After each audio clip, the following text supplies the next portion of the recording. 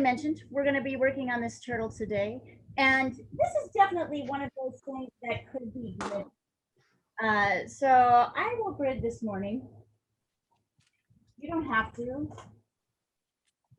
But I think like this could work out pretty well as a grid. So what does gridding mean? For those of you who have paper, here we go. For those of you who have a blank piece of paper like I do here, you're going to do with the pencil what I'm doing, and a ruler what I'm doing with the marker on this paper. All right, so we're going to start, as always, by finding the, oh wait, actually, we have a better word.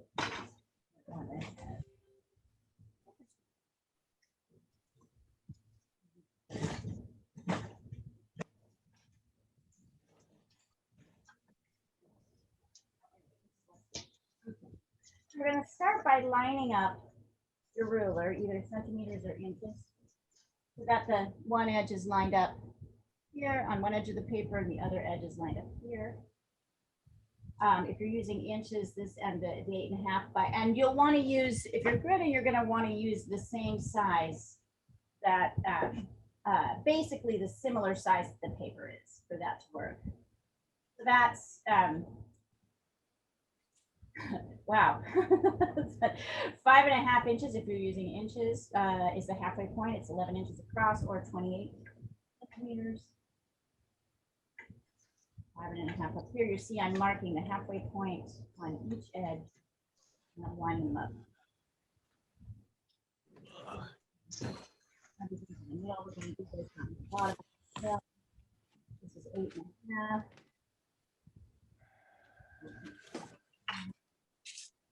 You don't have to grid. This is just a good subject for gridding because it takes up so much of the paper. Right, like this. Then you're going to find the halfway point at each halfway. 5.5. That's 9.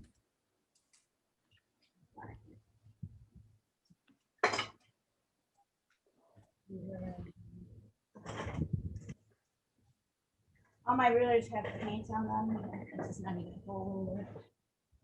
Somewhere I have a better ruler.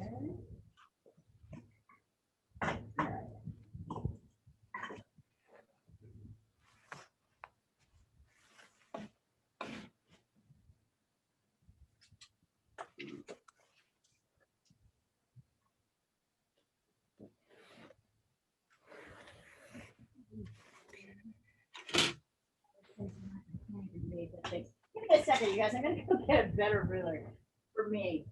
I can actually.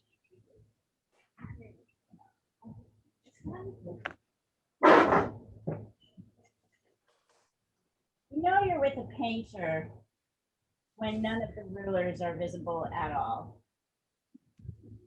They all have paint on them.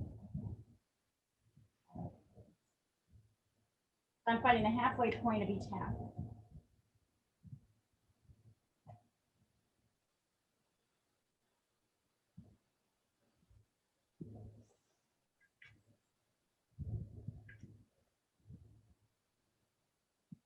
In this particular case, because centimeters work really well, this is 28 across using the centimeter side. You can switch between centimeters and inches, however it works.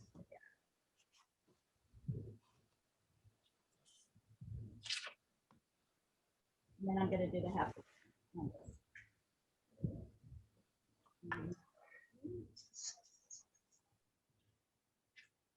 No.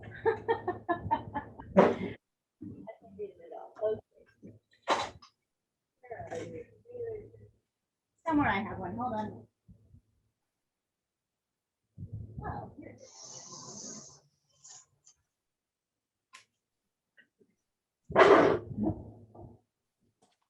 I'm going to find the halfway of each half.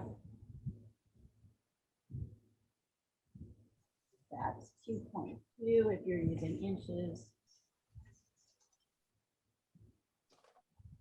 I don't know what it is.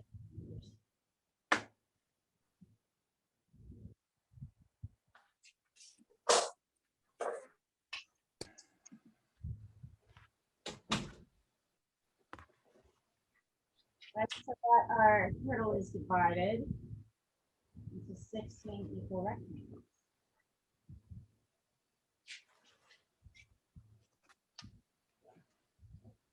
And then our first lines, of course. And I would recommend using pencil no matter what your medium.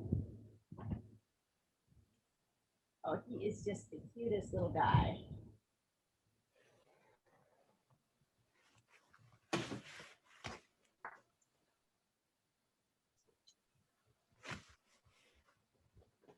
Mm-hmm. And then we start with these out. Here, I'll send a picture of this. You can really see it.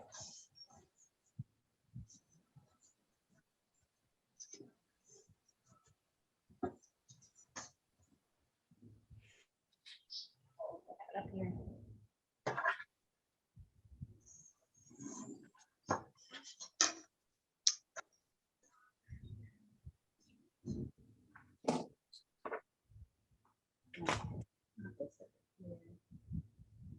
I'm just muddle along without the grid. But you all know how to use the grid, right? If you're using the grid, you know how to use it. You're gonna line up your pieces here.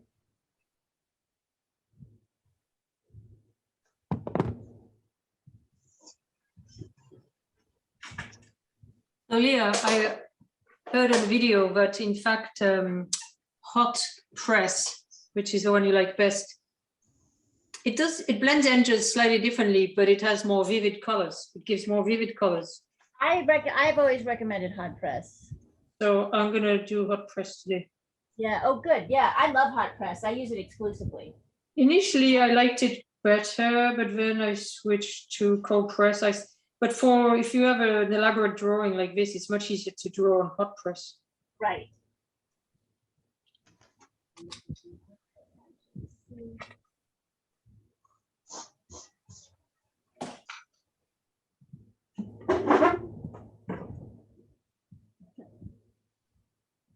Funny, and now, like, you guys can, now the camera's here, but I can't, like, actually get around the camera to see what's going on here. Okay. So I'm starting with that head.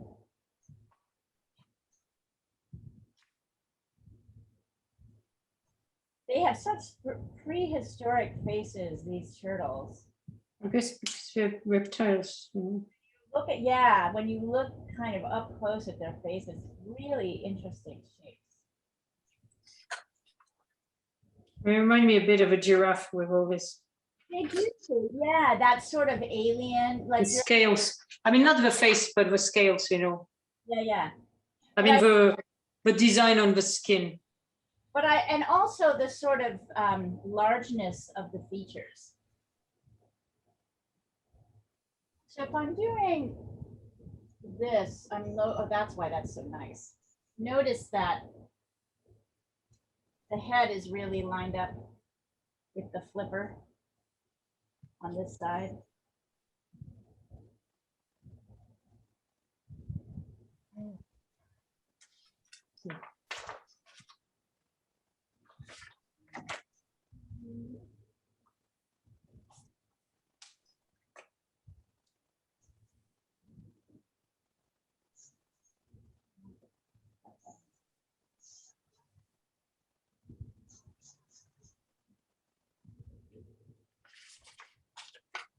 A lot of times, if I'm drawing freehand, I'm trying to like locate points. Like I know that this point kind of comes right under the neck, right here.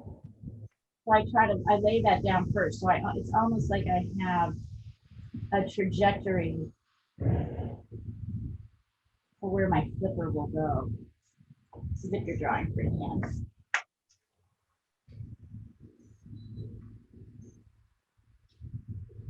Yeah, it's interesting. I had an interesting conversation with Janet last night, who's doing all these amazing figure drawings. And the figure that she sent me last night was a nude woman holding a cello, sitting on a chair between her two legs. And she said, And I said, there's something wrong with this figure. And she said, well, it's lined up with the cello. And I said, is the cello correct? And then she realized that she'd gotten the cello wrong. Right. So like when you line up a wrong thing with the wrong thing. Was it an actual cello? It looked too small for a cello. It was a cello. Oh. Well, maybe that was part of the drawing or something. I don't know. But I know that like it was so I was like, you know, you think you have this thing going on, but really, you know, you've got to make sure that everything is measured out. You've got to make sure that, so I like to define the head a body part and use that to measure everything else. Like you measure everything else off that body part. Kind of the basic rule up there.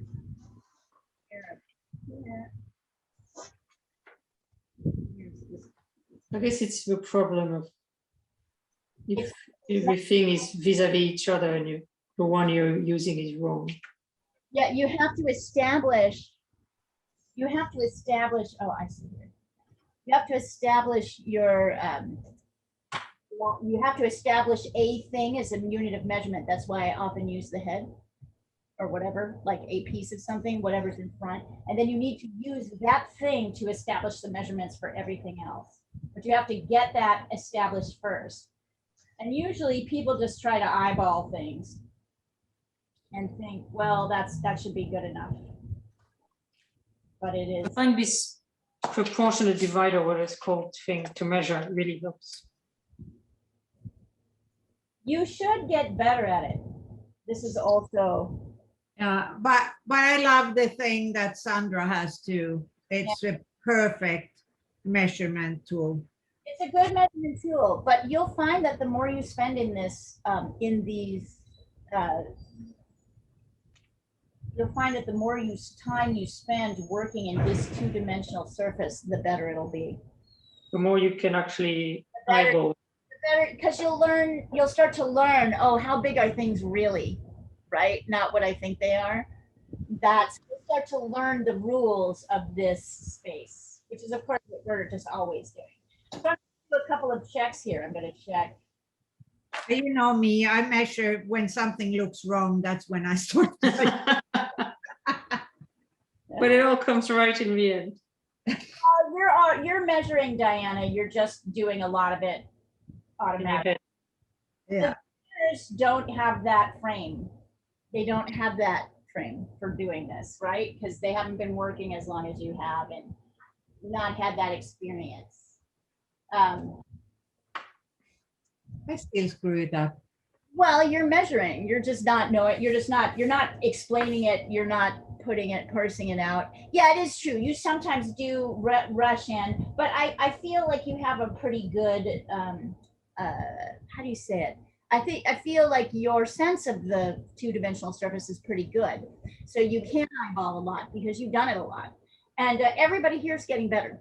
But it's a kind of constant practice. So here, how do I check this, right? So I've kind of sketched this out and I'm trying to figure out, did I get this right or not? So one of the things I'm going to do is check, sort of take this head from here to here, I think is the measurement I'll use. Here to here. From the eye to here. And then I'm going to see how far down do I go? Oh, yep. So I know my fin needs to come far down. I like to use this a lot here. I like to see, as you saw me measuring here, like how does the outside edges of a thing measure? So you can see that this fin really needs to come out, flipper or whatever, needs to come out here. It shouldn't come out farther than here. I can measure this distance by doing this. I can see that this, so once I establish a set of things and I use it to measure everything, yeah, that's pretty good. This needs to come in a little bit this way. And then I'd like to check the thickness of this. I'll also compare that against this. Okay, so I made this a little too, what I can see is I made this from the eye to the neck. And here should be the same. If I come here and I do this, you can see that this is much bigger. So I'm going to bring this down a little bit.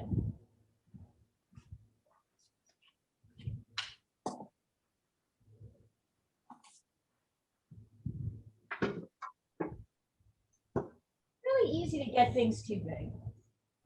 Let's try that again. Oh yeah, that's much better. So you see, if I do those measurements now, I have a better chance of getting the inside lines right. I'm a big measurer, you know, because I did not, you know, start early in this field, and I just feel like one only has so much time. And also, there's a kind of pleasure in measuring. As you're like, to me, as you start to get sort of more attuned to it, it becomes fun. It becomes like part of your process. I'm still kind of struggling on this. I'm making things too. Yeah, that's better. Okay. And of course, I can continue to adjust. So let me take a picture of this. If anybody wants to send their pictures over, you can. Or I'm assuming you guys are, all of you are pretty pro here, so you're probably continuing on. I would like to see your drawing before we start painting.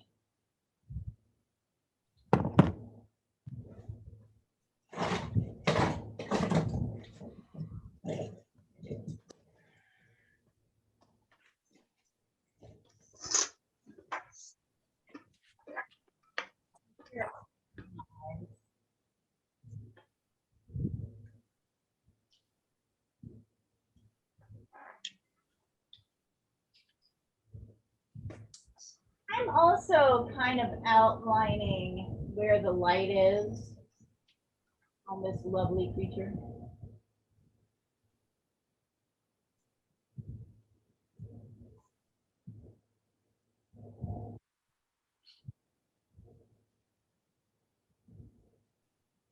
We'll get some of the scales, but you don't have to do everything.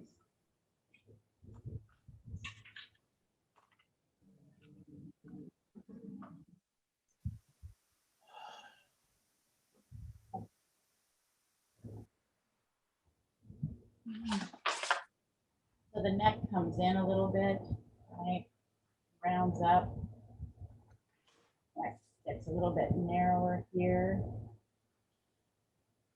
Too narrow.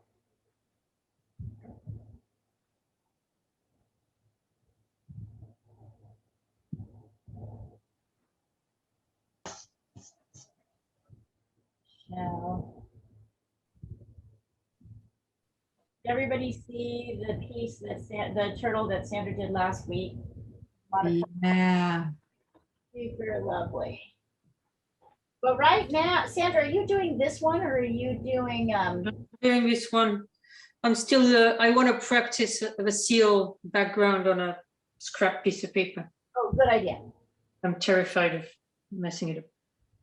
Well, I mean, not that it's a masterpiece, but I haven't watched it up yet, so. Sandra is really pushing herself to get looser. So she's using a technique called wet on wet, which really requires that your strokes in watercolor be just looser. And it's really exciting to watch this happen. Because from where you came, you know, like feeling like you had to do every piece of fur or every scale, or you know what I mean? Yeah. Really big intellectual artist leap, and they're wonderful. So she's doing seals right now. If you don't follow Sandra on Facebook, I would highly recommend that you do. She'll put all her stuff I can show you the seals now if you want. Please, will you send them across? And also Diana, because she puts all her stuff out too.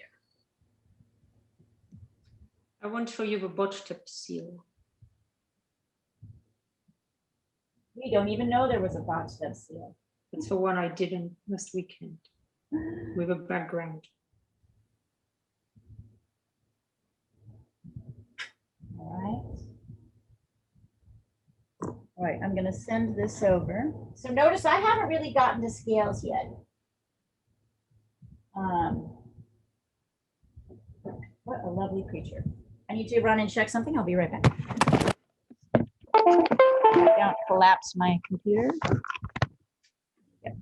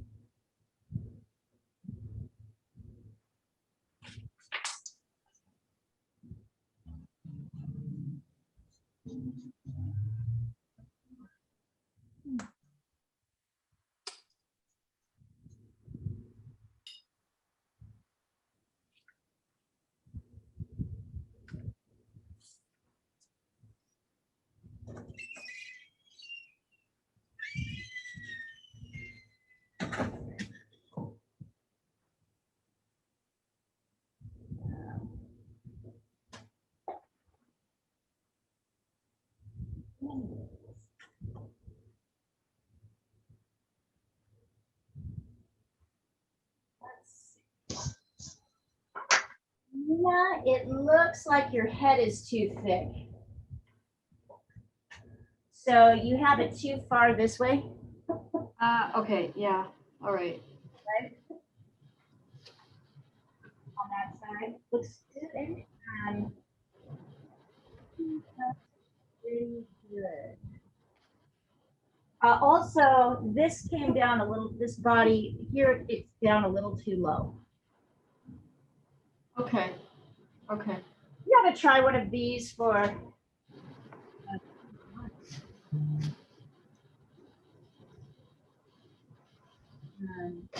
Oh, it looks great, Olga. I'm looking at Annika's, I don't look at Olga's. No, that's something else.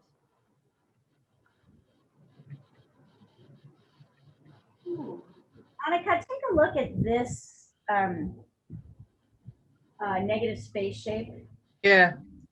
And just make sure you have that right. I think there's a little bit, I think his neck looks too thick, so I feel like he's up here and it's narrower in here. Okay. Eye looks pretty good. Yeah, we'll get into the face in a minute. Otherwise, it's in pretty good shape.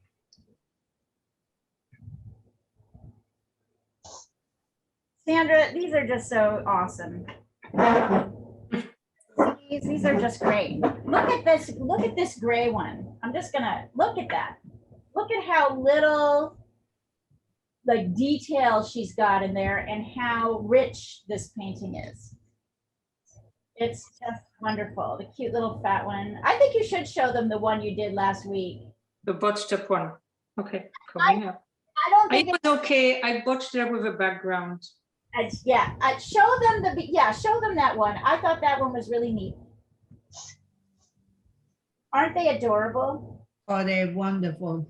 They're really wonderful. And I like that this is, so you can see with wet on wet, she's working more the edges.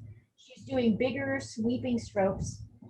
She's letting a lot of her detail kind of define things a bit more. Right here, hold on. Yeah, they're really good. It's like, That's a one. And I like the one that you call botched up. It's like a cartoon seal. The serum been okay. The background was messed up. It was too close to the top, so I had to remove the tape. But the tape damaged the paper, so the background on top of the head is weird. Look at what Nina sent you, Sandra. This is a thing you could maybe, very nice. Okay, so yeah, so now, whoops, sorry. Sandra, I saw this site yesterday and I loved the seals and I saw yours. Like they're, yeah, it's quite amazing. I think that's awesome. Oh, thank you. I'm going to check this out. Thank you. I love how you guys are all looking out for each other. It's really good. This is what we want. Yes, that's what I want to learn. That style. This is It's it looks almost like Chinese painting when you get it right. And they use very little. I mean, it's very, very loose. right. Yeah, it is. Do you wet the whole page then, Sandra? No, in fact, I was reassured because when I wet the whole page, it doesn't completely work, and I run out of time and it dry and I mess it. In fact, I found out you can do is just simply bit by bit, and not even necessarily pre-wetting the paper, but putting like a wet wash in an area, blend the edges, and when it's still wet, drop in other colors and do bit by bit like that. Yep, that's it. That's it. Exactly. Because otherwise, when I was doing the whole paper or the whole animal, I ran out of time because I ran out of time. It didn't, you have to be fast and good to do that. Yeah. So in terms of the scale and the sort of mark on the back, I think we can certainly get in actually, because these are light. So I almost wonder if we should label them. Like these ones are darker. I'm not going to have you draw in the top scales. I think we're going to try and lay those in with gouache later. Right? You're not going to paint every scale here, but what we are going to do is look for areas where there's a transition from light to dark or a different kind of mark making. So for example, here, right, there's this transition from light to dark, and then from here to these very like detailed scales. If you want to, you could do some of these. So I would recommend outlining only what I've got underlined. I'm trying to kind of show you where transitions are happening.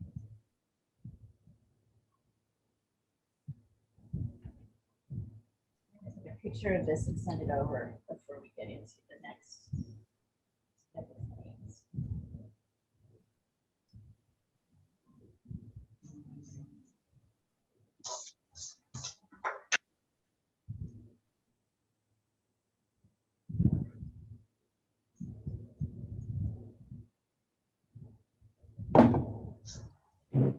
There's a lot of neat things we can do here. So there's this nice little square of light, sorry, triangular shape of light that's above the eye of the turtle. You're gonna really want to make sure, and then the mouth, right? Here, this top of the mouth is really light. So you're gonna want to make sure that you have that. So here is the shape of the eye. There's even a kind of upper lid that's light.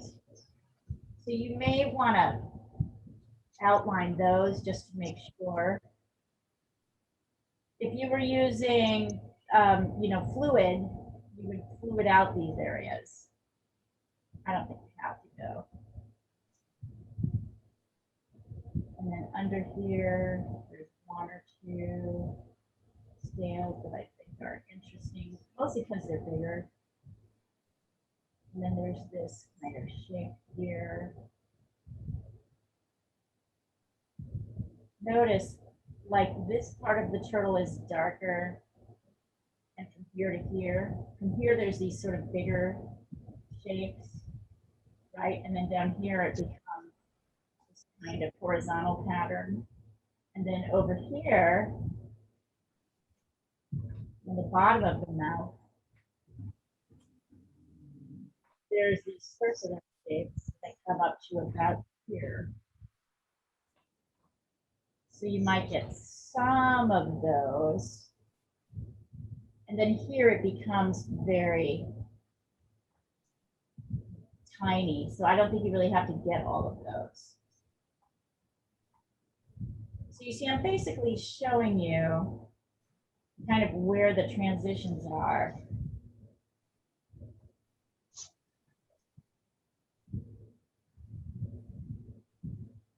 Here too, we've got a few of these sort of crackly lines, but I don't need too many of those.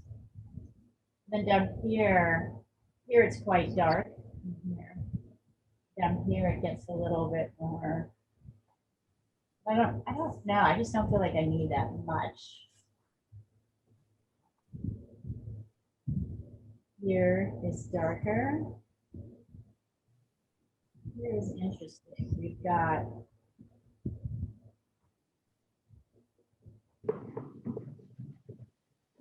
these shapes in here. I don't think we're going to paint those because they're mostly light. So we're probably going to have them in after. Down here, they're darker. They're less of them. And notice that on the side of the fin, it's light. Then things kind of fit this way.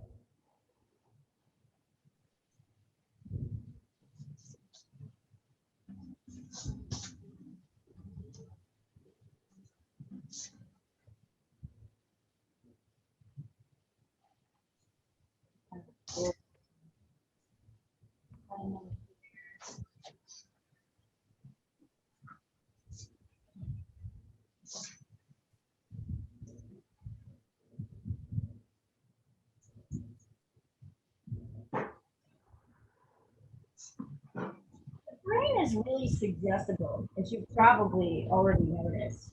Like it sees one little thing and all ideas come rushing out about it.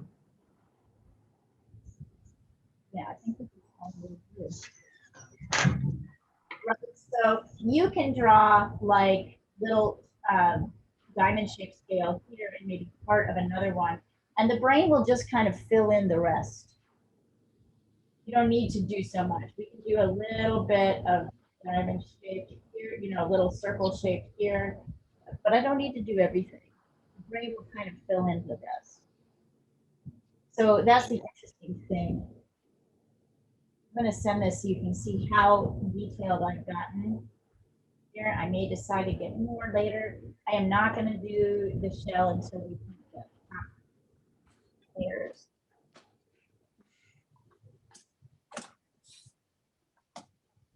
Is about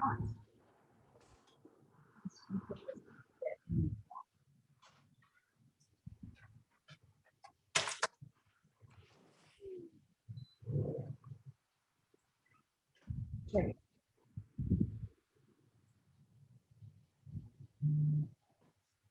Well, Claudio. Yeah, good luck. Good luck.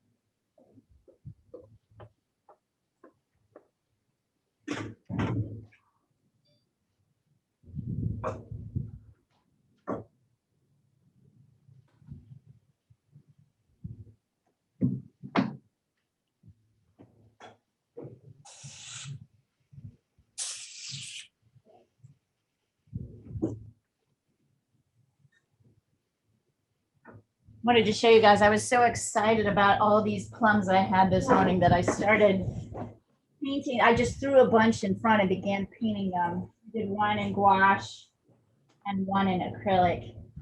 Oh, wow. I just thought, you know, every once in a while, throw yourself something like this. It's fun. It's not so hard. It's hard, actually. It's its own level of hard, but like, work from life when you can. That's what I was thinking. I mean, it's harder for us to do that here. Hi, Lana. Welcome. But if you can, I'm gonna clean up my palette here. Oh, it's very dirty.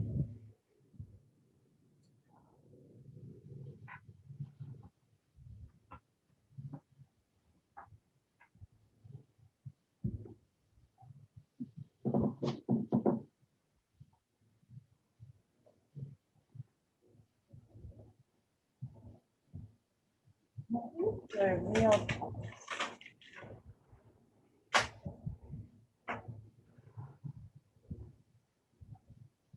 The actual colors. I mean, a grisaille would work really well here, but I almost feel like it would be fun to try like a red / purple, red in the lights, purple in the shadows beginning. Like that.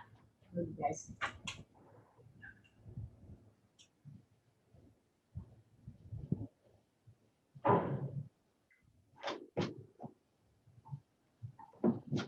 Glorious piece.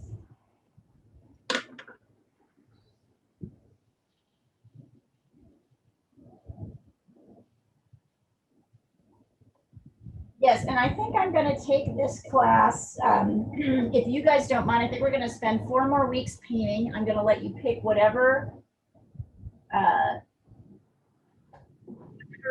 medium you want to paint in until September, and then we'll move to figure drawing, and then maybe portraiture.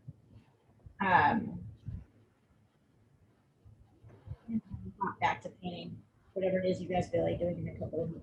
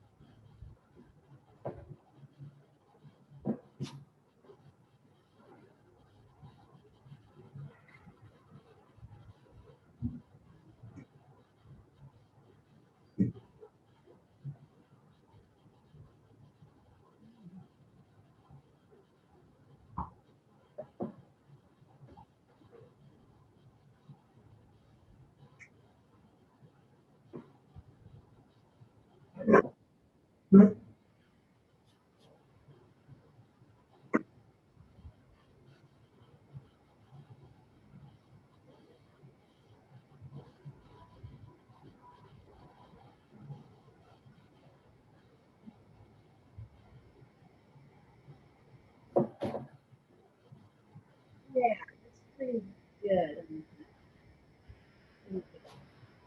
There's kind of a, if you come over here, you'll see now that I put the color up, and I'll send this over again. There's kind of a shift down here from yellow to lavender to maroon. You see it down here? You want to kind of get that. His underbelly is like this kind of yellowy color, and then we move to this kind of lavender transitional thing.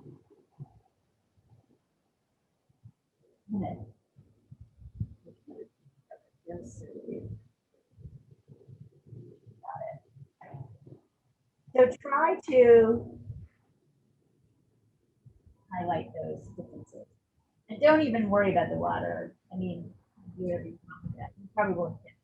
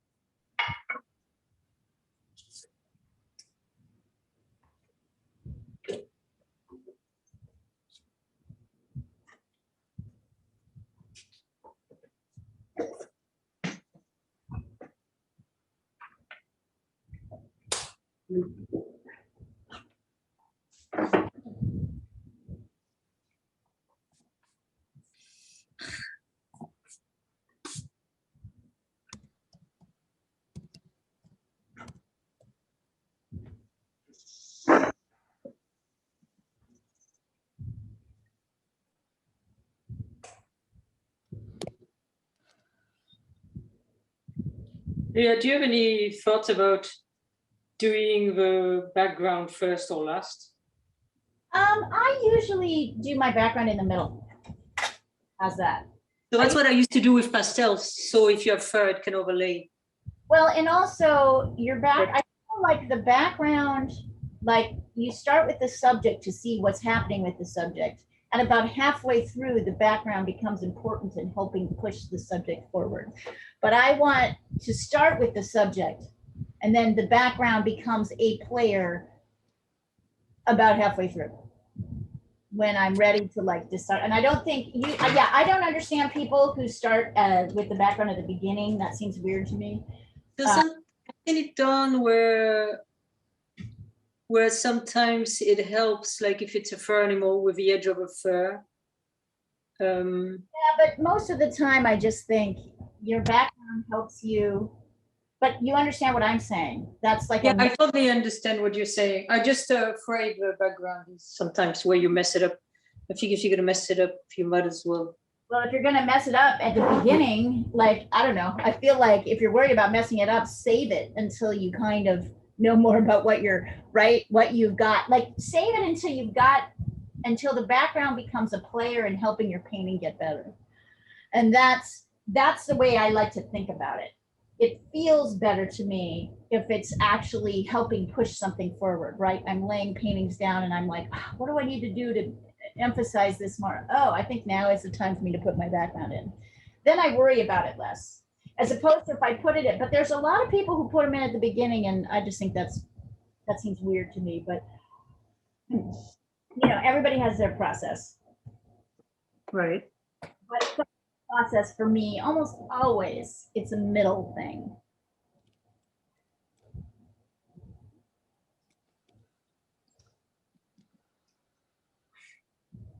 All right.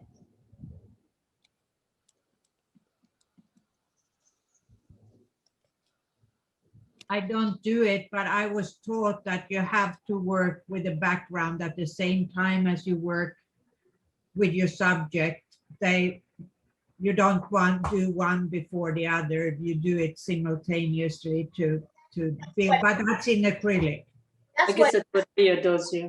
That's what we mean by middle, right? Like at about the same time, like you're working inside, so then you're working outside, then you're working. That's a good way to think about it, because it's less about background and subject. It's more about pieces in a puzzle. How am I going to get the pieces in this puzzle to fit together? Yeah. You don't think of the background as a nothing thing, and No. you think of it as more important or less important. Like what's happening up here is really important in terms of getting this shell to look right. See? You mean like leaving an edge? Yeah, just like I mean, it means working the edge, not leaving. Oh, by the way, Yeah. you like that? I saw a painting video and it said, I wrote it down. It said, painting in watercolor is not about painting lines, it's about creating edges. Yes. Everything is about creating edges. Every medium, everything. Sandra, I would agree with you. Everything. Every medium is about creating edges. We'll talk about that today. I'm still contemplating what I want to do here. If I want to start with like a grisaille, I'm going to do a little bit of mixing while you guys are still finishing your drawings.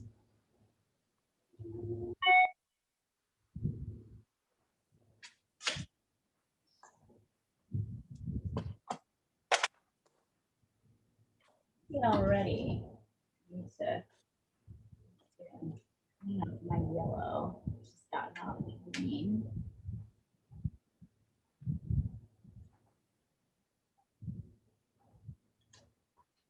Everything is about working the edges. I'll send you, I have my favorite book on creativity here, and there's an artist who works in pastels, and that's all she says. I'll send it over to you guys when we're at a kind of quiet moment.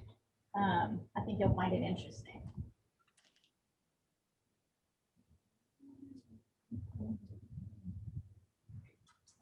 So we're going to start with our darks as always. No big kind of purple dark. I'm just testing colors right now to give advice, which, as you know, you can take it in.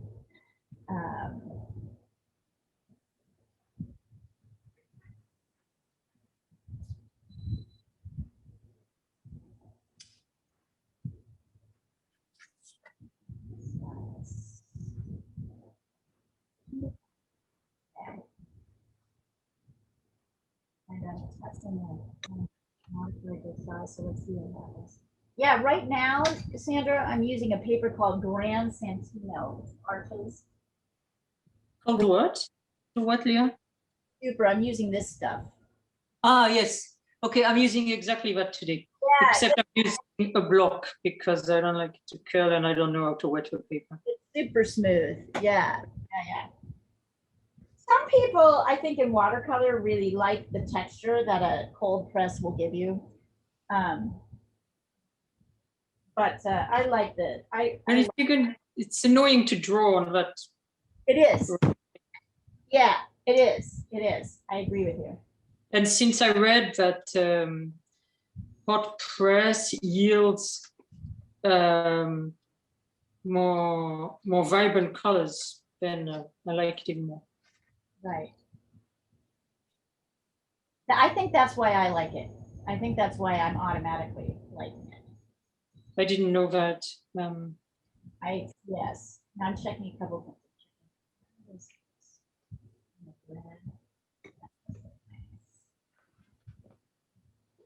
So I'm toying with the idea that we do a lot of this in kind of mid-purple tone that's in here.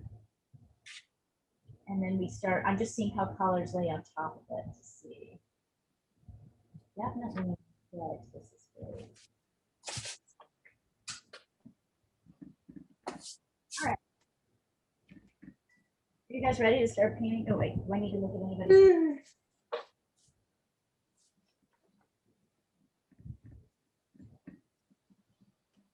Anybody else ready to send a photo over? I see Monica's. I'm not in a rush. I'm almost scared to mess up that nice drawing. You're always scared to mess it up. That's the beauty. This is your go-to. This is your go-to mode, Sandra, and it's all right. It's okay.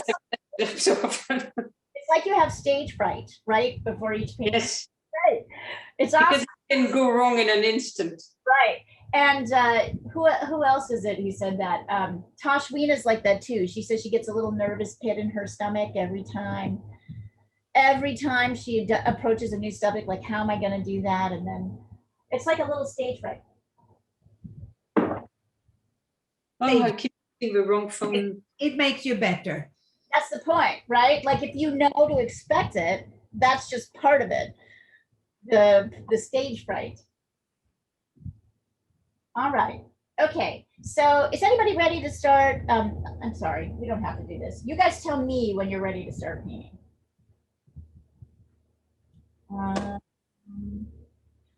His eye is a bit bigger, Sandra. Everything else, Okay. yeah, pretty good shape.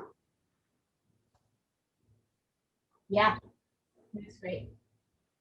Neck a little bit thinner here, right? It kind of bends in a little bit. I made it too thick at the beginning too. You see, because it's kind of coming out like here. I can see you guys can't see here.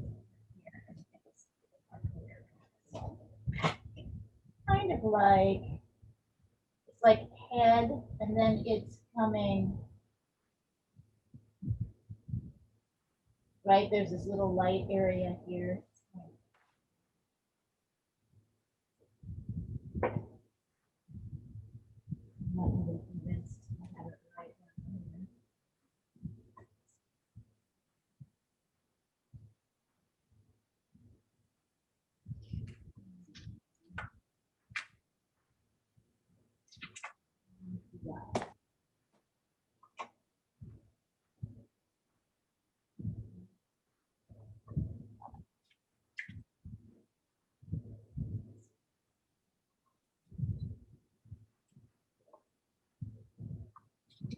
important to get the super light parts laid out.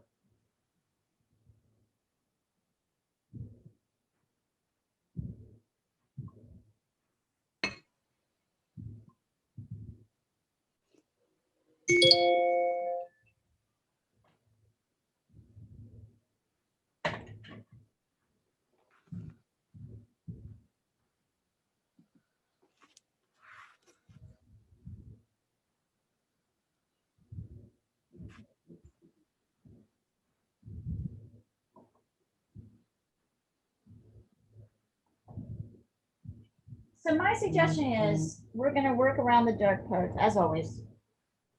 We're going to work around the dark parts. We're going to work with the dark parts and work around the light areas first.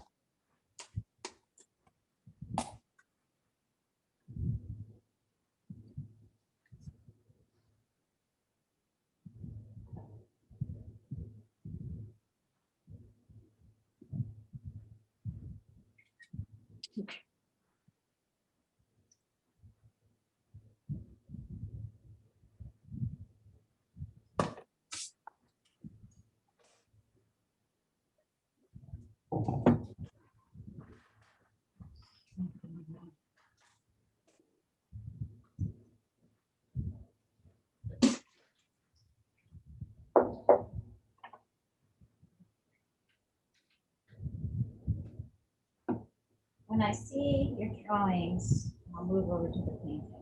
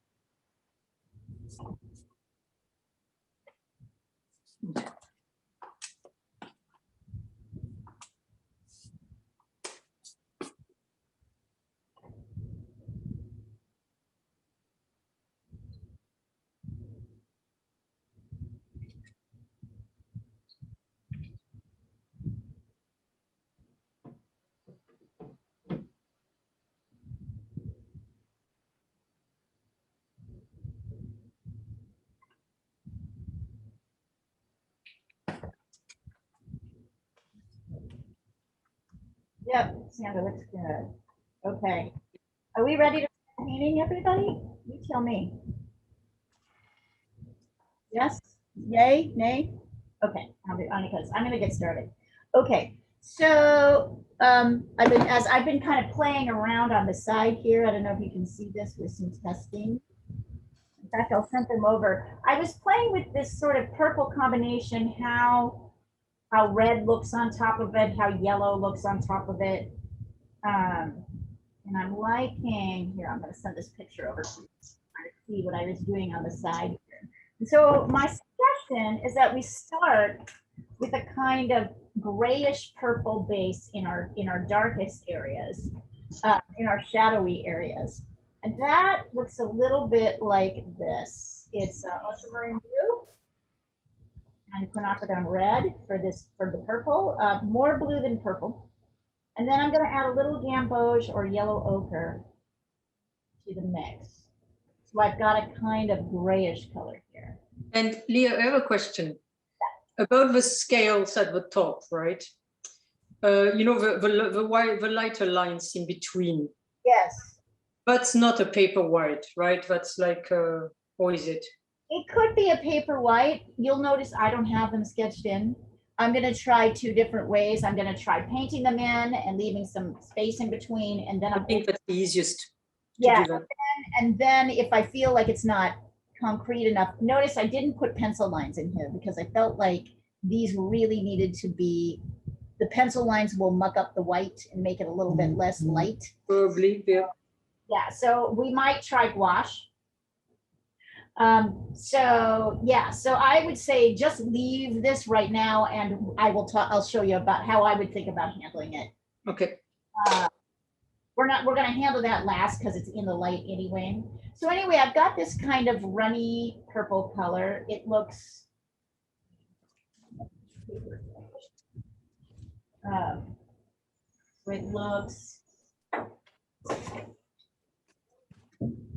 like this. This is kind of what we're going for. So this is not just purple. It's ultramarine blue, a little bit of quin red, and some gamboge or yellow ochre. And it's pretty watered down. Okay.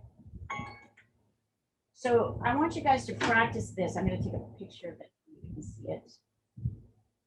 Here, and actually, let me get all the colors involved here. There's ultramarine blue. There's quin red. And then there's a bit of gamboge or yellow ochre to create color. Okay. I'm going to write it down. I want you guys to try it. It's easy to get too much red in here, so less red, more blue.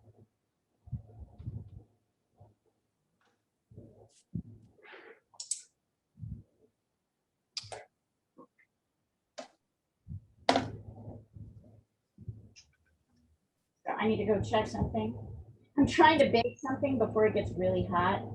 So I have to keep running into the kitchen to make sure. So don't mind me. I'm going to be running in and out just to make sure I don't, burn anything. But let me get this color.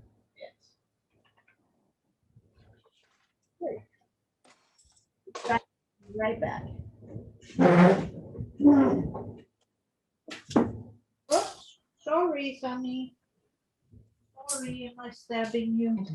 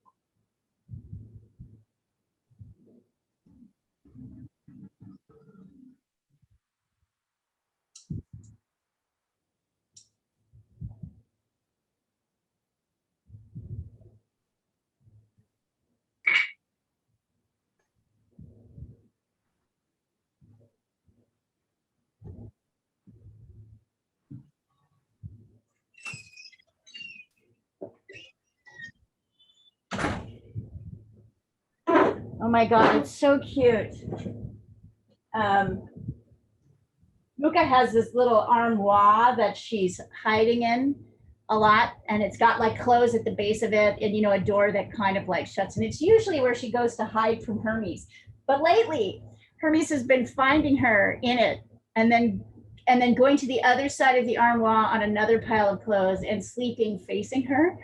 So they're almost touching, like he's got one little paw like toward her face and she's facing him and they're both sleeping on these piles of clothes hidden in an armoire. It's very cute.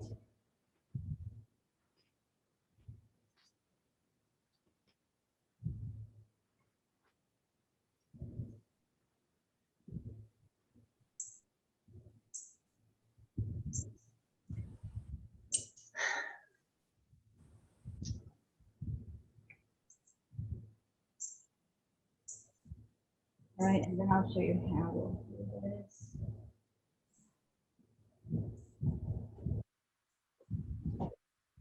Okay, so once we get this color, this color, get a little bit too red with this color. Although red isn't gonna really hurt it, but I'd like you to try, you'll notice that there's a sort of, there are reds and then there's these really soft blues, kind of bluish purples in the shadows. So spend time like kind of making sure your base mix isn't too red, too blue. You want it to be a kind of grayish purple. And now coming into the darkest areas, and I know this is going to seem like not enough, but as you know with watercolor, we can build our darks. So there's these kind of dark creases down here. Oh, Diana, that's just looking great. Great. We see. That dog makes me laugh. I don't know about that dog. It is a, I mean, it is a very lovable dog. It's Hilarious. Like a comedian. but it's also a very weird angle I'm painting.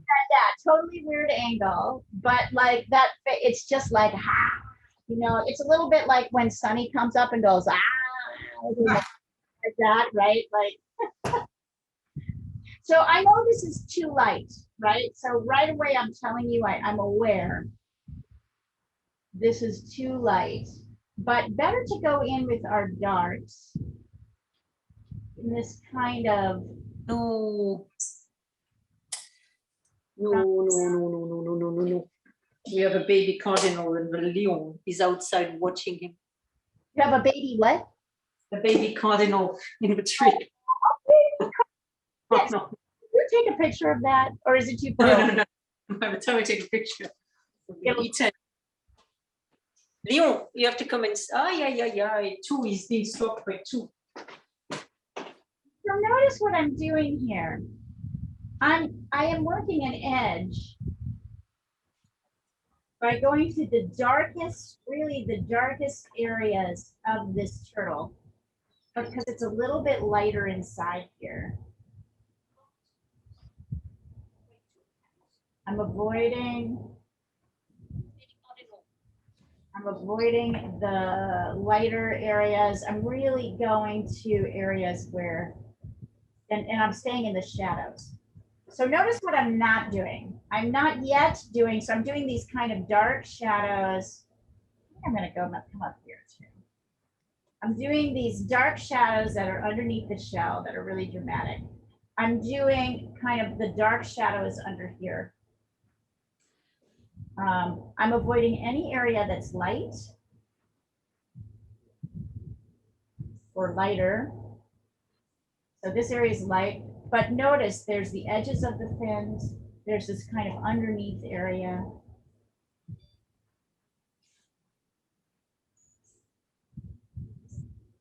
And kind of under here. And now I'm going up the neck a little bit. I'm gonna take a picture of this. You guys can really see. I want you to, like I said, you are still, of course, totally welcome. At this point, you know, you've been taking lessons long enough to try things on your own. But I want you to understand my thought process as I'm going through.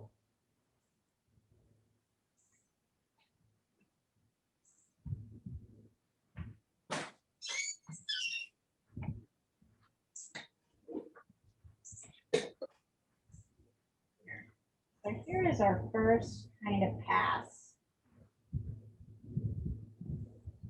And you'll notice, like, I mean, the other thing to notice about this, like, as Sandra was saying, like, and as Diana was talking about it, there's like different artists will interpret these pieces, right, in different ways. So because of my emphasis towards oil and acrylic painting, I'm always in watercolor going to be building in my darks first, protecting my lights, and going from there. A lot of watercolor artists start the opposite. People who focus on watercolor will actually start the other way. They'll start with the lights. I think in 2 weeks ago class with Emma, you'll notice that she talked about drawing, but in a slight, she talked about structure and measuring, but in a slightly different way than I did. That's really the amazing thing about this. So I'm always going to try and explain my process to you, but there's still a lot of room here for sort of different variations on technique and ideas. That's why I appreciate discussions. I appreciate, Sandra, you're like, bringing different ways to talk about it, because it's a good conversation to have.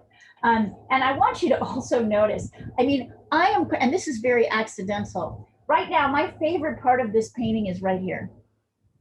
I'll take a picture of it up close. And that's just simply the magic of watercolor, which is that I wasn't planning on this little area to be, normally you want this area to be like the area that's the most fantastic, but I absolutely adore this little piece, because if you look up close, this is why watercolor is awesome.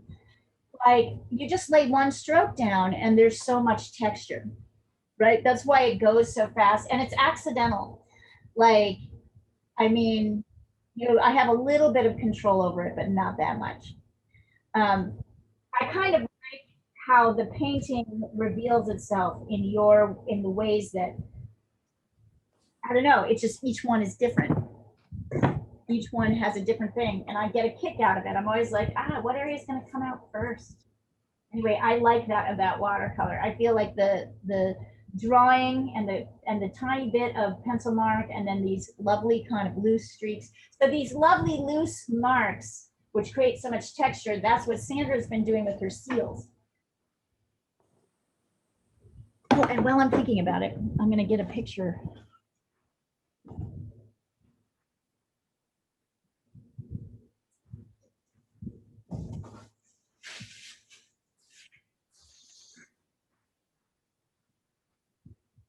I'm going to get a picture of this. Finding your visual voice, you will die. Sandra, this is one of my favorite books. It is one of the first books I ever discovered when I first started painting. I need your visual voice. It's really amazing, and I'm going to show you. It has a lot of interviews with different artists. There's a pastel artist whose work is just nuts.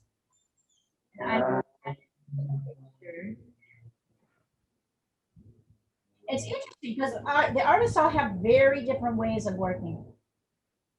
Here is she. And they have little interviews in the back with each one. There's a few step-by-steps.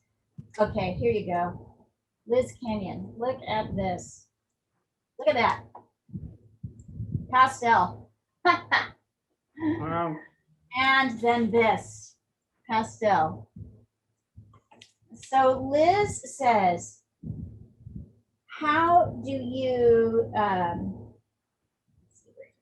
where's it, edges? What kind of edges do you tend to use most often, and how do you use them in your work? Edges are really important. You can do a whole book on edges. Here, I'm not going to read it to you. I'll just take a picture of it so you guys can see it. So, this is her answer in the interview on edges. Here is.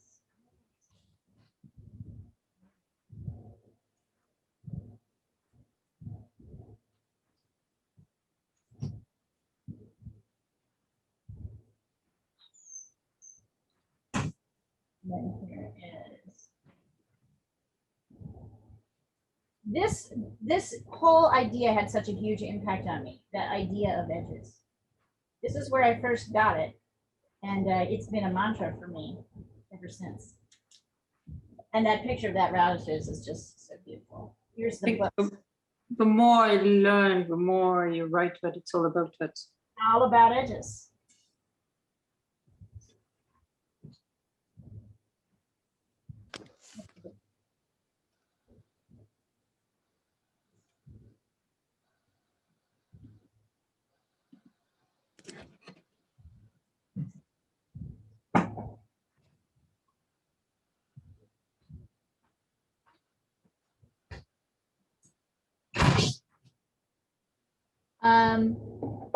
You guys ready for me to do the next layers? I can wait. I'm just.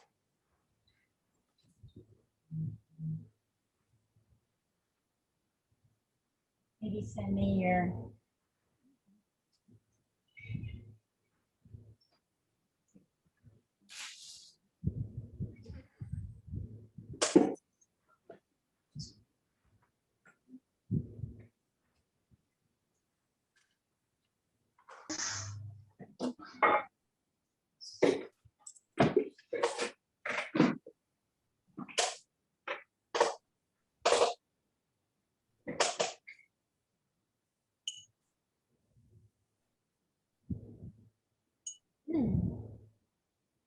Nice. Although be careful, Annika, not to go too dark, right? Yeah. Time, you want to be careful. More watery is better because we can layer on our darks, but we can't go back. But I think it'll be okay. Also, we really, if you see here, this kind of softness, this kind of light bluey, right, in the shadow area, we're also Yeah. up in here. If your painting is too dark or too, you know, too blue, too dominant in one color, then you don't get that softness. All right, looks good. So now what do I want to do? I want to take a little bit more of that color, but in a very loose or even lighter way, and go in over the shadow areas like this. You see how light that is? It's almost, and I'm only going in the shadow areas. So darker areas, anything that has light on it, we're moving around. So the edge of his little snout here, the top of his nose, all of those things. It's all kind of in here. I'm going to go in, but I'm going to leave this.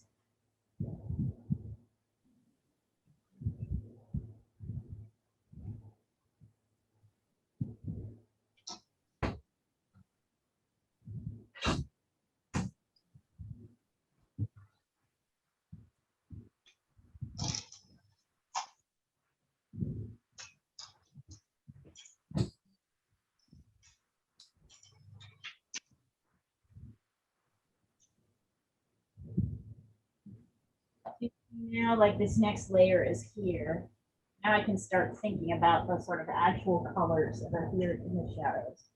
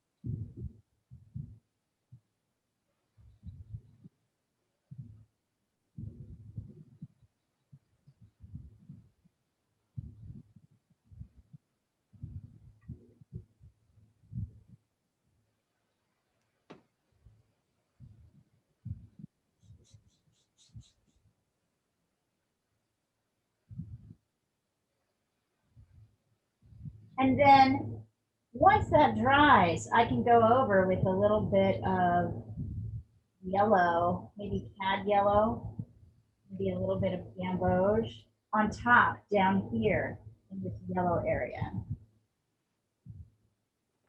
Because I put yellow in my mix, because I went so lightly here, so this is a mix of gamboge or yellow ochre and some cadmium yellow.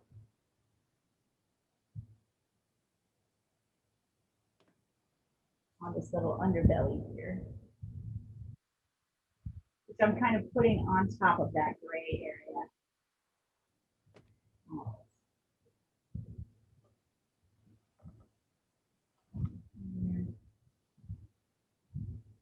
I think that's really good.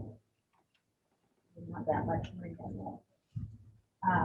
And then on top of this, I can start layering in maybe quinacridone red, a little bit of alizarin crimson, and a touch of viridian green mixed in. So let me experiment with this to make sure I'm right about it. Yeah, that's really good. Okay, so let me show you this mix, and I'll do it on this separate sheet of paper here. This is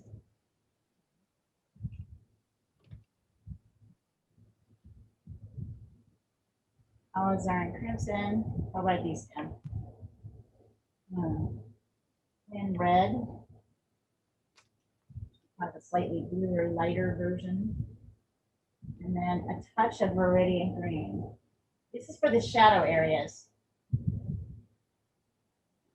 You're going to get something that looks like, not too much green, just a tiny touch. You're going to get something that looks like, you want it to be mostly red. Something that looks like this.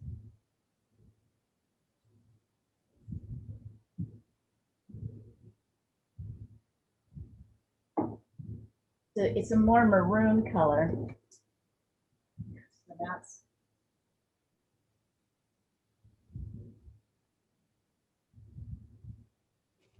so your reds.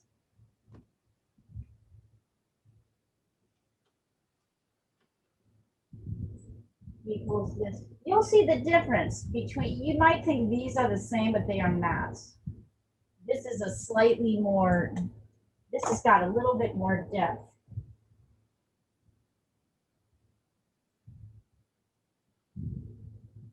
So now I'm going to start laying these guys on top. I've got my little split egg.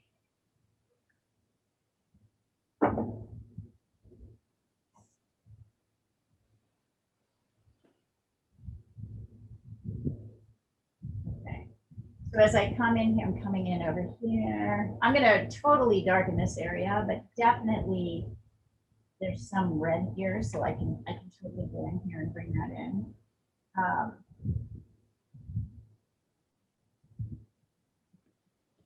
You know, Colors again, Leah. You said alizarin crimson. I sent it across. I sent it across the thread. It's all written down.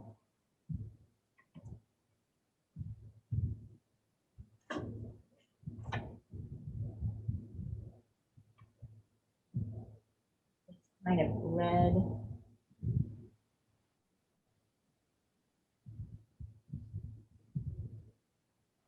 Notice I'm still avoiding the lighter areas.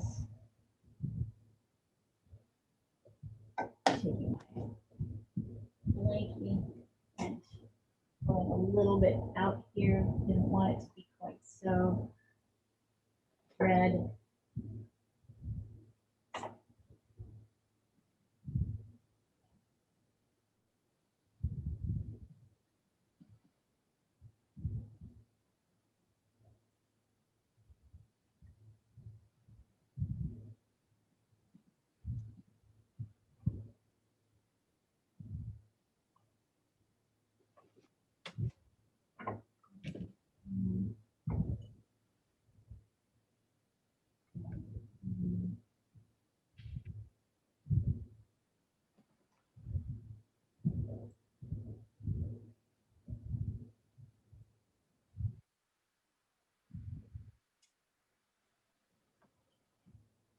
You see how I'm kind of starting to layer in those, once I got the yellows down here.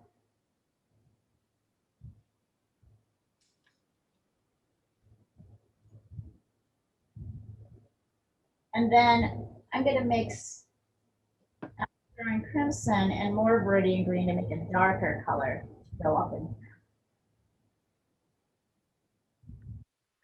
So the lighter color is Alizar Viridian and yellow ochre or blue? Which lighter color, honey? The red The lighter. red is it's I just sent it across. I literally just sent it across. Take a look at the thread and you'll see it. I don't have the thread. My phone is somewhere today. Somewhere. You want to go find it? Or do you want me? Tried that already. So alizarin crimson plus quin red plus viridian green. Thank you. You got it.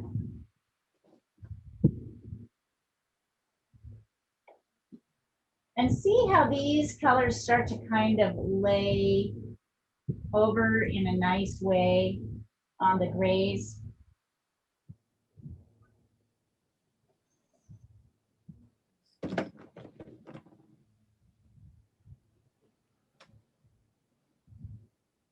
So now you can kind of start to get a little darker.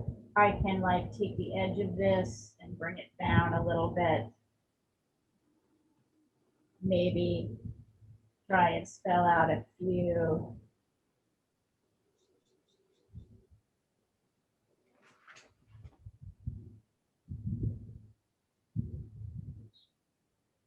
Not too many, but a few of those little threads.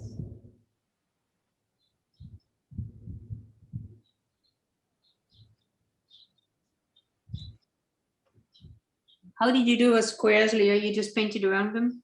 I just kind of painted around them with the edge of my brush. Okay. And then I'll probably emphasize them with, because right now I think this looks a little too stiff. So I'll probably paint over with a bit of gouache on the top. Right, this looks a little bit harsh, but like it at least kind of reminds me that those are there. I think it works very well. I'd like it to be a little bit softer. I'm also going in with the bit of the eyeball, kind of darkening that. And I can come in here too. So notice here, I'm literally leaving a space between the sort of bigger scaly shapes at the top. Because now I have a kind of a soft, right? Here we go. I don't have to do all of them. There's not actually that many. This is a bit better. I'm kind of letting my brush go dry a little bit too in certain areas, so I can pile a little bit more color on. I'm doing everything with this big brush right now.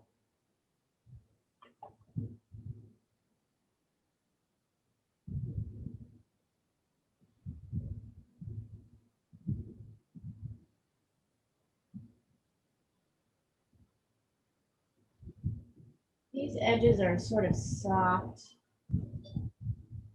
And it's starting to look kind of nice, isn't it? Slowly we get there.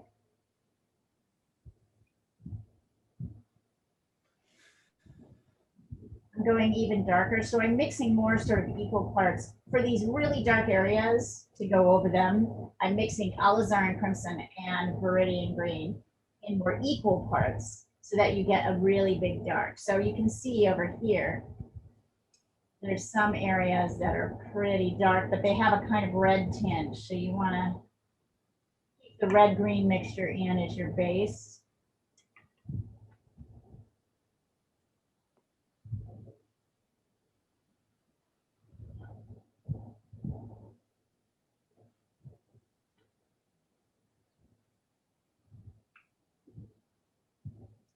Notice I'm still avoiding dealing with the light. We're going to do that later.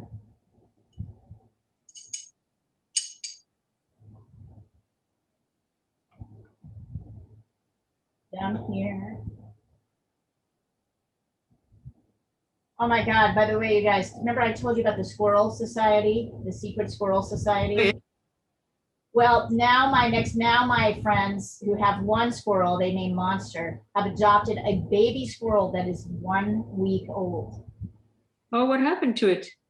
It's somebody left it. It was abandoned, and so per their squirrel network of people, there's a guy in Florida who was like, hey, there's a squirrel down in your area. Can you go get it? So anyway, a baby squirrel looks really reptilian. I will tell you that. Because they're hairless still. Yeah, they're just, oh my God, he's so stinky. I guess they look a bit like a mouse. Like, I'll see if I can get her to send me a picture. It's really extraordinary. Like a pink little blob. Yeah, like a little blob. Fairly alien though. Talking about rodents and chipmunks. You know, I have a chipmunk in my garden and I was so pleased. I don't see him very often because of the cats, but I've been leaving him food and it disappears.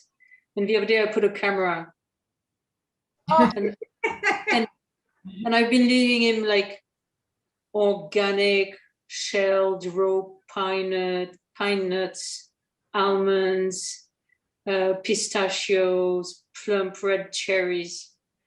And then when I looked at the video, it was a rat-like thing who came to eat it all. So here I've been feeding this rodent. It's actually, I think, a field mouse or something. Oh, okay. So unhappy. Aww. Can't believe I've been giving all these delicacies to a rodent that I don't want. Right.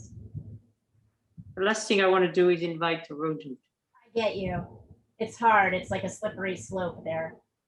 At least you have 3 cats. Well, that's why don't want the rodents, because they carry the hantavirus. And Oh. even without that, occasionally people put rat poison. Yeah. And then they're easy to catch. And then my brother lost a kitten like that. So. Yes. Rat poison should be forbidden. Say that again? Rat poison should be forbidden. Yeah, but then humans just don't know how else to deal with it. Right here, I'm adding in just some basic alizarin crimson over my lighter, in these sort of lighter areas of the shadow. Right, just basic alizarin crimson. And I'm debating over whether I want to add any green to my top layers. And I think for now, sort of a mix of alizarin crimson and quinacridone we can use for this first top layer. It becomes a little tricky. I may have to layer on top. So right now, if you'll observe, I'm like kind of leaving white spaces, as Sandra was saying. I'm going to leave white spaces here in between. And then I'm going to, as I darken, I might go back in with gouache and kind of fill those out. Obviously, this needs to be a little bit darker. So I'm adding a little bit, even in the light side of the turtle shell, there's a little bit of shadow. So when that happens, you need to add just a little bit of green.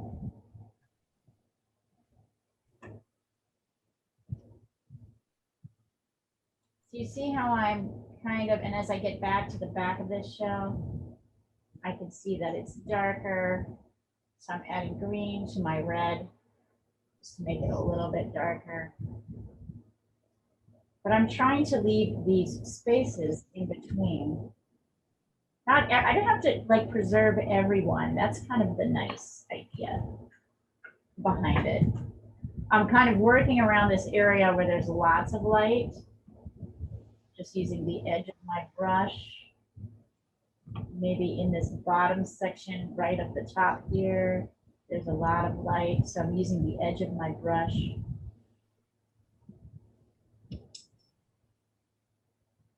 I can always layer more color, right? So it's better for me to go later.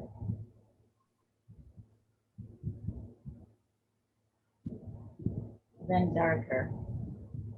I'm coming in, I'm starting to darken the eye more. Notice that as you darken the eye, there's a little light rim around the edge, a lighter rim. Very light on the top, not so light on the bottom. I'm doing this, oh, okay. Hold on, I'm gonna just go make sure I'm not burning the house down. Be right back. Probably a good place to stop anyway.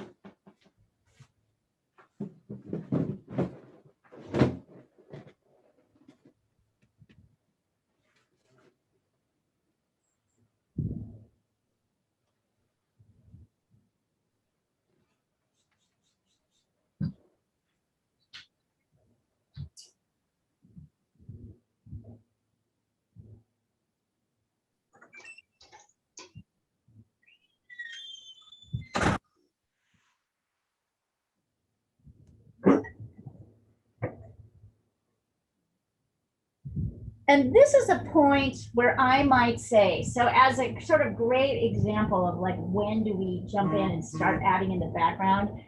Here is where I would say is a good time to add the background. Because right now, I want my lights to start coming out, and that's an edge thing, right? As Sandra was saying. So of course, this is like a really brilliant, I mean, to me, it looks like a phthalo blue. Maybe if you've got turquoise, you might mix in a little turquoise. Let's see. I'm gonna play around with some blues here just to see. I'll still using this same brush. It's amazing to me how often. Yeah, I don't know, that's phthalo blue. Maybe, and this is a little turquoise if you happen to have it. I'm not sure the turquoise included. Maybe this turquoise? Yeah. Turquoise or cerulean. I'm gonna let you guys choose your blue. Make it as green or as blue as you want to. You can see I'm now coming in around the edge. It's funny, so for some people, this is the scary part, right? As Sandra says, this kind of freaks her out a little, right? I like to go right in there, right along the edge, because of course, that's how I can tell whether it's working or not. But if that's like too scary for, you know, starting out here doesn't really help me. It's really coming in here and working around the animal, the edge of what you're painting, that's gonna help. This big flat brush is like so great for that.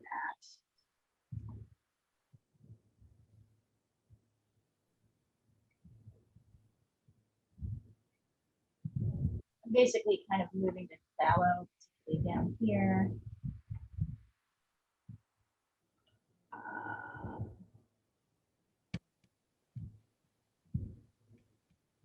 You see, if I get this in immediately close, then I can start to see what else do I need to do to my subject.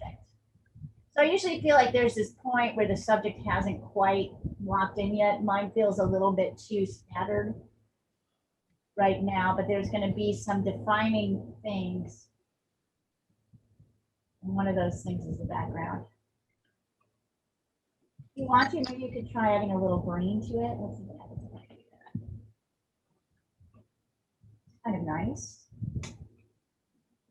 Got a little bit more green to it if you wanted to.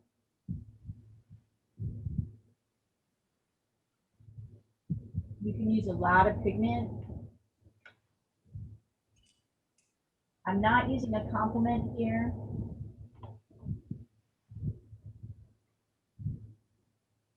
Just know that like any lines that you leave will kind of stay. You want to, I'm sort of swooshing around to make sure I don't have too many strong lines.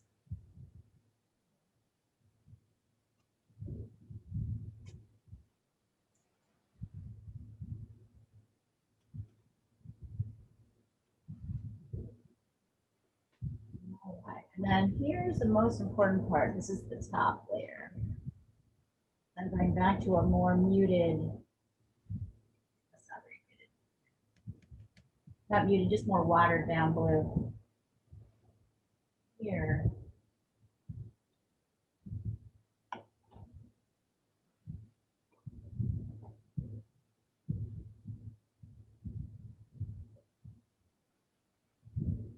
I think if I go light enough, if I decide to do any of these reflections, that will be okay. So we'll be able to go on top of this.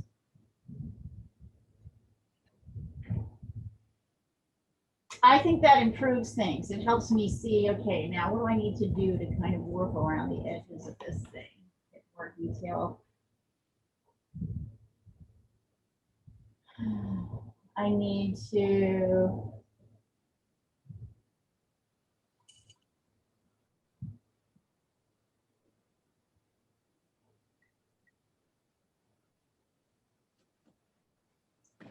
get some of the red. Okay, so I need to get some of that red, which is quinacridone really in here with little spaces of white in between.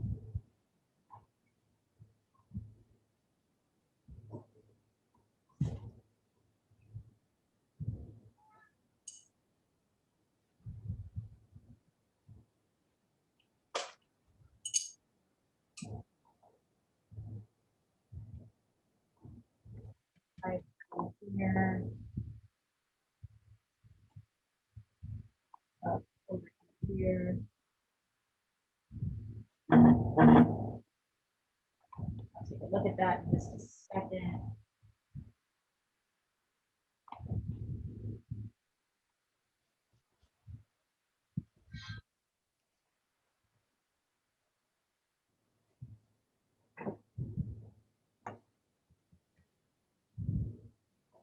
I'm looking at other places I can see little bits of red, and I'm kind of sprinkling it in over.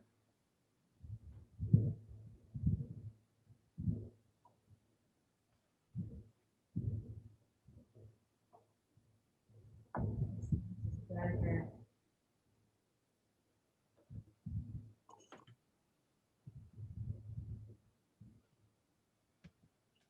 I can see that this lighter bit under the neck is blue, so I'm actually taking some of my blue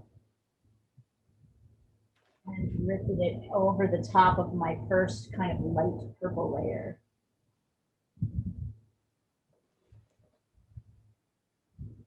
Paying attention to that edge there. So the lighter shadows tend to be a bit bluer. So I'm bringing in blue over the top. That helps a bit.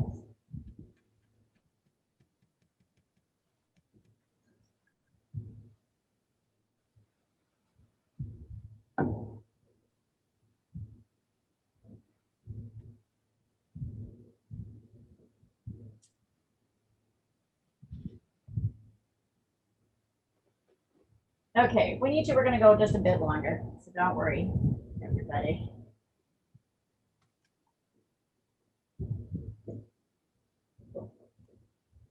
I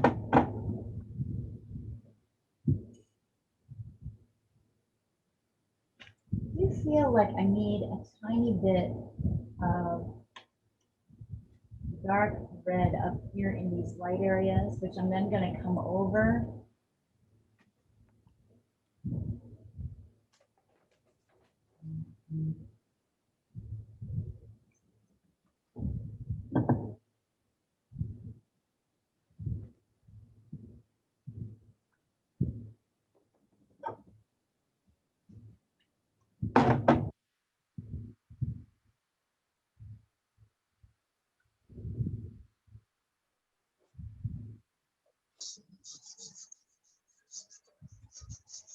So layering over with these purpley blue areas, and then as I get into my top layers, I'm using more reds in the area that look red to me, right? And then notice that in some of the light areas, like up here, the red is a little bit darker. So you can use alizarin crimson or quinacridone to mix a little bit of a green into it to make it more burgundy. By the way, you don't get burgundy by using alizarin crimson. You get burgundy by using alizarin crimson with a little bit of green. You can start to kind of moderate. I can see it's like darker down here.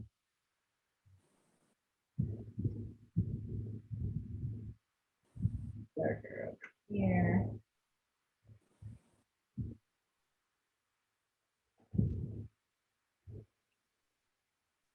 Definitely darker on the bottom edge of these.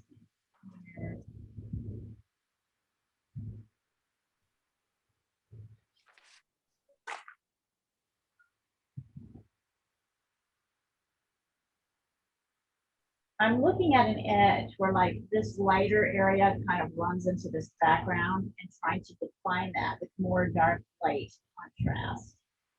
And I'm kind of dotting my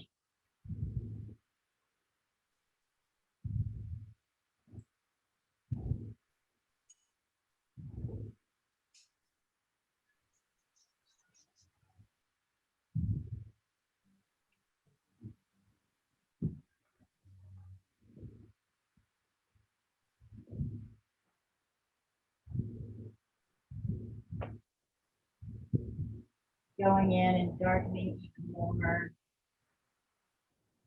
Right. Kind of trying to bring in those darks. Down here it's a little bit more dark. Here there's this dark.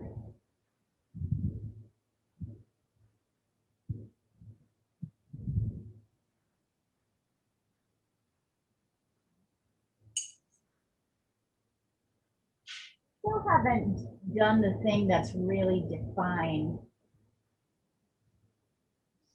I think I need to move to gouache for what I would really like to do. To make this turtle start to sing. So.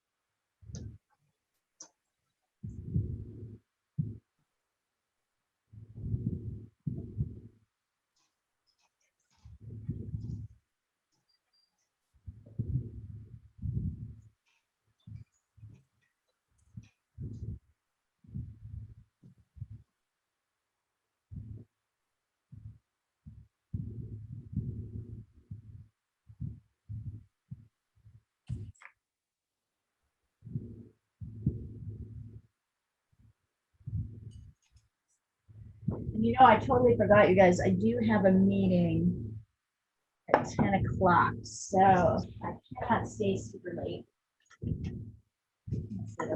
But I'm going to suggest that you go over, I'm going to do this really quick. Here's my little gouache set. I'm taking some white.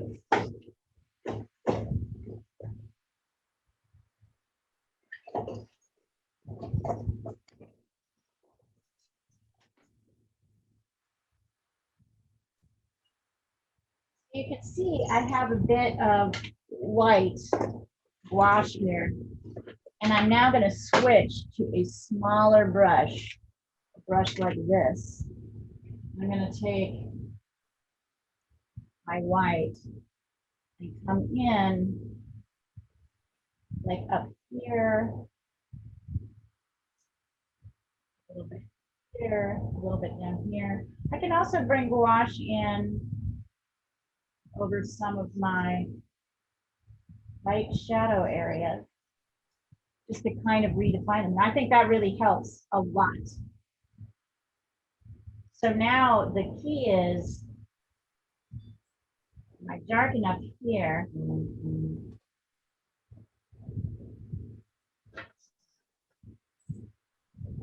Right, I can come in down here.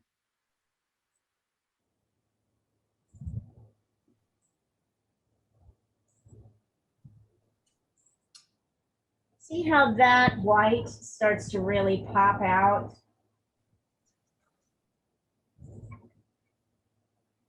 I'm gonna come down in here and add little bits in here. I can come in here and add little bits. So you see how I'm just taking my gouache white, come over and add more sort of poppy detail down in here, down in here.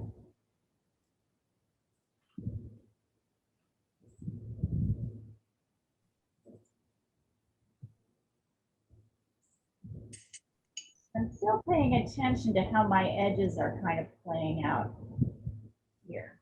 And I can even come in here if I want to and add some. Yeah, maybe that's a little too much.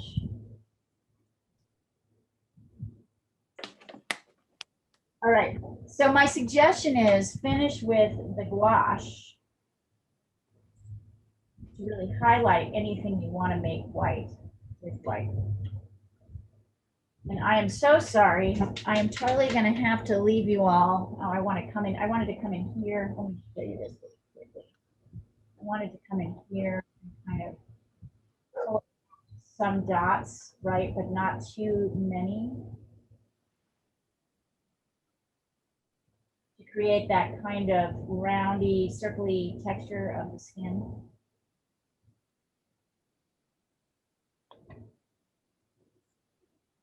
Okay, so I'm so sorry. I'm gonna have to stop here, but keep sending me stuff. Let's see, and I'll be able to work. Oh, very nice, Olga. Good, good, good, good. Are you working in watercolor or gouache or Only watercolor. watercolor? So maybe, do you have any gouache? Yeah. Well, maybe go in with some gouache. I like your darks. This is really, your dark light contrasts are really great. Go on with some gouache white and see if you can, in a small brush, you can get in some of that. Okay.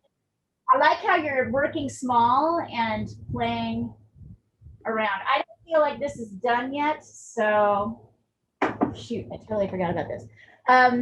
So I'm going to remove the spotlight, say hello to everybody. All right, Tashween, nice to see you. We were just talking about you earlier.